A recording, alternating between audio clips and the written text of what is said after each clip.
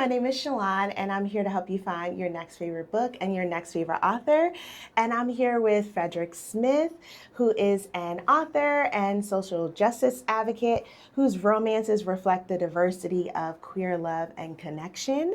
His latest release, Love is a Contact Sport, is a second chance romance that will have you rooting for happily ever afters. Thank you so much for joining me. Thank you for inviting me. How are you doing? I'm doing well. Great. I would love to know, is there anything folks would be surprised about your author origin story? Well, in the midst of me dealing with enduring lots of rejection and from agents and publishers at the beginning of my journey, all it took was a word at someone's book signing event when someone mentioned me and some pages I had been workshopping in a writing group, and an editor heard her, Janice Hamilton, emailed me following her book event and asked for my stuff, and voila, I got a 2-book deal with Kensington right out the gate. Oh, that's amazing. Yeah, so that will surprise people. And that was at the same time while simultaneously submitting to agents and publishers and everything. And then it's just amazing how this writer community and word of mouth, and bam, a 2-book deal. That's so cool. Yeah. And you've been publishing ever since. I've been publishing ever since. So I'm no longer with Kensington. I'm with a publisher called Bold Strokes Books now, but I've been with them for my past 5 books, and it's been a great experience. And so I've been publishing steadily since 2005. Oh, that's amazing. Yeah. What draws you to crafting romances and romance stories? Yeah, I think because I'm a romantic at heart, even if it's just in my mind and not in my real life is so boring, I have to say, and paint by numbers and everything, predictability. But I just love the idea of writing characters who come together, whether you think they should be together or don't think they should be together. And the happily ever after is really important to me. And I think just giving that sense of hope to people is what draws me to writing romance, and also draws me to reading romance as well. And your work centers on queer romance. So we have men who are falling in love and working through life together, potentially to see if things work out. What draws you to ensuring like you're crafting those stories? Yeah, so I've always been drawn to, Elin Harris, I have to say, is one of my biggest literary influences, and the books that I snuck and read back in the day, whether it was sneaking them from library or off of a relative's bookshelf and everything. And Elin Harris's stories were 90s and 2000s about Black men falling in love in the South. And so that always stuck in my head as I thought about and dreamed about maybe one day I'd like to be an author. And I knew those would be the kind of stories I would want to write. And so I always have to give credit to the role that Elin Harris played in terms of motivating me as a young person to even think about writing and being an author. And so that is like kind of my role model and what leads me to want to write male-male romance today.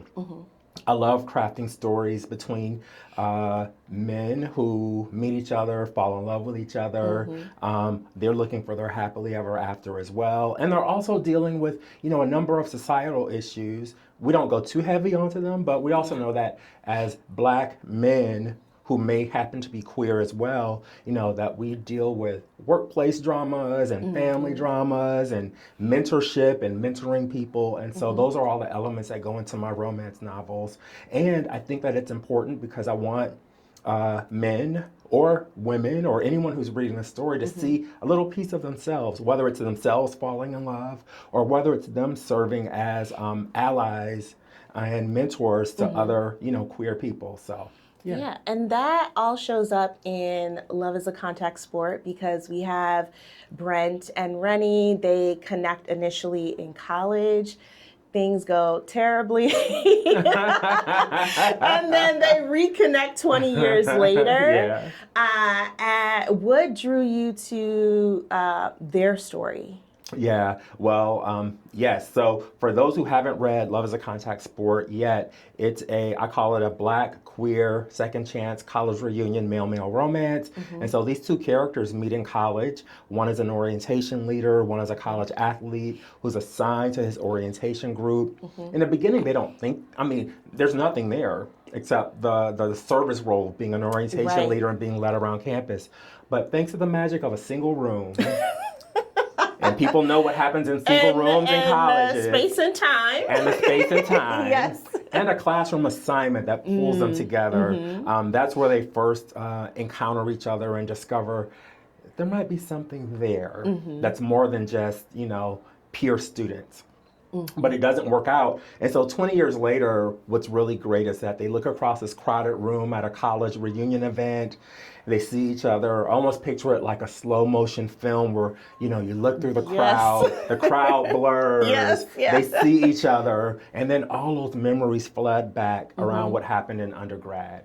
And that's no different than for myself or even people I know. I mean, I remember everyone who I've ever dated, liked, encountered, smashed, or whatever. I mean, it's just there. And so Brent and Rennie see each other across this crowded room, and they can't help but want to connect with each other, talk about the past, what led to their first third act breakup, and then think about, could we even be friends?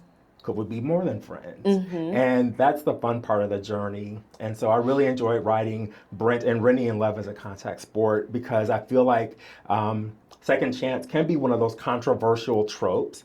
I know in real life people are like, why are you gonna get back with that person? Right. You got rid of them once. Why are you gonna spend a block with that person again? However, I think for Brent and Rennie, having 20 years apart as opposed to 20 days or 2 years, I think that's a chance, that's a whole lifetime of experiences, parents passing, taxes, family issues, marriages coming together, relationships and things like that, where I think that at 40, or 40-something, they have the maturity and the wisdom now to really support each other in both their strengths and their flaws. I joke and say their flaws and all, like Beyonce would say. Yes.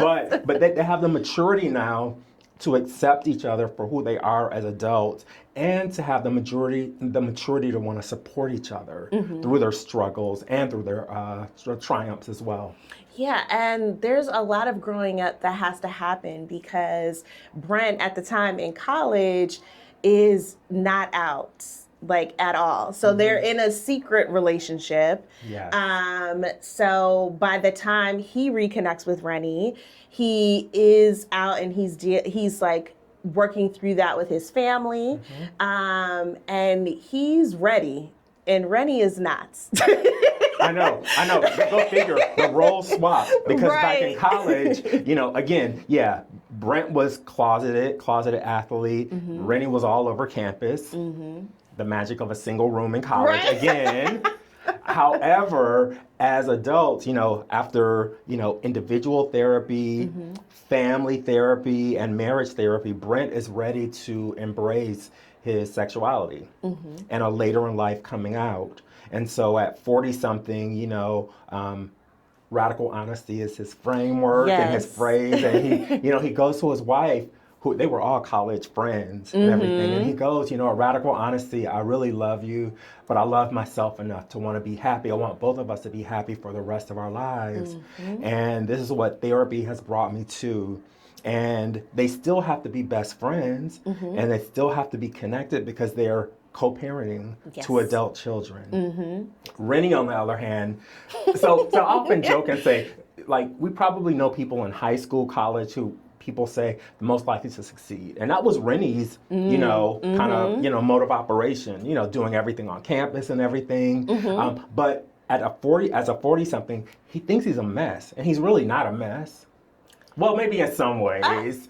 He could have some messy tendencies, but he's not a mess. But he's not a mess. But he's also not ready because he sees himself as a mess and doesn't see himself as being worthy of love and accepting love, even though he really is. I really have empathy for the character of Rennie, and I know people like Rennie who, on the surface, appear to have everything. Inside, they call themselves a mess, and they're really not a mess. Yeah. It's just kind of the internal language they use. Just human and figuring things out, which everyone is doing. Exactly. But at least when they come together, you know, they have the maturity. And I love how Brent says, you know what, I'm willing to support you in your messiness. I just thought, when I wrote that, I was like crying. I was like, oh my God, if I could meet a man like that. You're right. Brent was so But I'm writing sweet. one. Yes. Wasn't he? Yes. I thought he was. I thought he was so sweet. And, you know, wanting to write Brent as someone who kind of, you know, went against the grain in terms of being an athlete.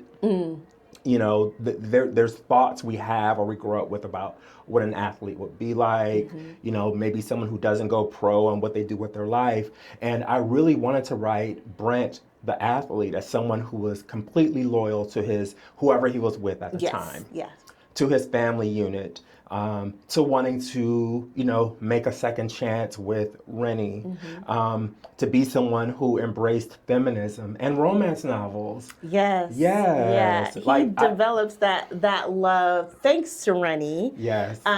Because of that assignment that they're working on. Yep. And then your love for Elin Harris plays a part into that based on that assignment. And then also, Rennie is a romance author who works in academia, which reflects a bit of your story as well, as far as that. I'm not a professor. As far as that element, what are things that you added to the characters that either reflect you as a person or those that you know? Yeah. So, one, I think that the setting in higher education, you know, all of my novels, all 7 of my novels have some connection or relationship to higher education. And so as a real life person, me, I work in that field and I'm like, oh my God, there's so many stories that can be told about working in a school setting, a university setting. Both the good, the bad, the ugly, the successful, lots of stories. And so I've always set a lot of my stories within higher ed or people who have worked in higher ed.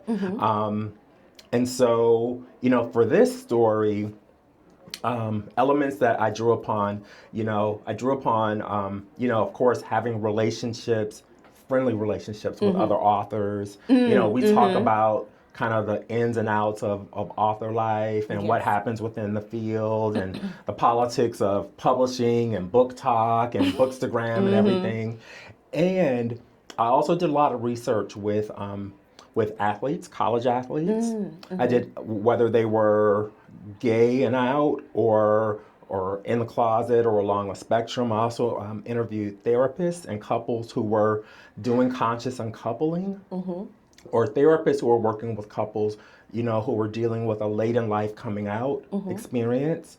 And that research really helped me to craft the story of Brent and Rennie with a sense of humanity. You know, I think in the writing, I was like, there's so many points where I could go, so it could easily turn into, I want to say, nighttime soap opera. Yeah, it could get very messy. It could get really messy. Based on what's happening, And there was some mess in the novel. However, I love the fact that I decided to take a different road with these characters and really make them take a supportive role with each other, you know, with each other. So Brent supporting Rennie in his messiness. Yes. He could have easily been like, oh, you're too messy. I don't want to be with. Wait, you owe how much in taxes? Wait, how many of your parents' homes did you lose? What's going on? What's going on? Or, you know, the Macy, who was both their friends in college, who Brent married and then unmarried, you know, could have easily taken the road of, you know, bad-mouthing him to relatives and friends, but then chooses to take the role of best friend. And that I support him in his happiness and his journey because we still have to co-parent these grown kids. And, you know, we can't be mad at each other when they're going to be doing life things. So those are some of the things that went into crafting Rennie and Brent that I drew upon in writing them. Yeah, I really appreciate understanding that because I really enjoyed the characters and the balance between the two because, like you said, Rennie is figuring things out. When you read the book, you'll see what he's trying to figure out. He's trying to figure out a lot at 40-something. And I think the magic of that is, like, sometimes we have these scripts in our head that, you know, life is, you know, 18 high school, 21 college, 25 married, 30 a house, 32 kids, and it doesn't always work that way. And so Rennie's life didn't take the script that he thought it was going to take, and so he's still figuring it out. But it's still a fun journey for him as a character. Yes. Yes. Yeah. And then Brent, like I mentioned, I just loved him. He was like really trying to figure out a way to live the life that he deserves, and be honest, and help like Rennie move in that direction as well. Because initially Rennie is like, hold on, wait, that's not that's not what I'm looking for. Right. But I love their dynamic together. Yeah, I loved writing them to two mature men figuring out life, the life they could have had, or they think they could have had, or they wonder about how it could have been if things had been different in the 2000s when they were in college, you know, and circumstances didn't go the way that they did. Could they have had a chance? And I think about that theme and that element of lost time, and not really what ifs, but really like that element of lost time, like what could have happened if they had been able to work it out in the 2000s? Would they still have had a 20-something year love story? Would they, you know? And so I think about that a lot in terms of these two characters. And so they're like, we don't want to waste any more time. Or at least Brent's that way. No, Brent's like, I want you immediately. I've known since college, even when we had to keep it secret in that single room, I knew since college. Yes. And been thinking about him the entire time. Oh my God, as well. And that part. Because the thing that happens in this second chance romance is they both deny that they've been thinking about each other occasionally, but thanks to the magic of online searching and things like that, you know, they've been keeping little tabs on each other, but they haven't been in contact with each other. Correct, yeah. And so the fun part was just when they basically run into each other at this college reunion, and it's like, it's like you know, concrete hitting it. It's like, whoa, I haven't seen you in so long, and then all those flashbacks happen. Especially at the good times. Oh, they had some good times too. That magic of a single room. Yes. Like you mentioned, woven in through the story is just like a love for romance. So we have Rennie, who's a romance author. We have Brett, who loves reading romance as well. And then you love romance, of course. If you were to say these are the 3 essential Black romance reads that everybody should read, no matter what, you should read these 3, what would you pick? Wow. Okay. So I'll reference a couple books that I've referenced in Love as a Contact Sport. So one, Long Shot by Kennedy Ryan. I love that. It's a sports romance, basketball romance that deals with some of the not positive sides of athletics, but then the positive sides with the happily ever after. Yes. And that's a book that actually Brent in the novel shares with his athletes. Every summer he recommends a book to them. Which is great because then it provides that discussion of how relationships can shift. Exactly. And then you have the book as like a safe guide and a way for him to mentor them of basically saying you do not need to move in this direction. Exactly. Of what happens. Yeah. Exactly.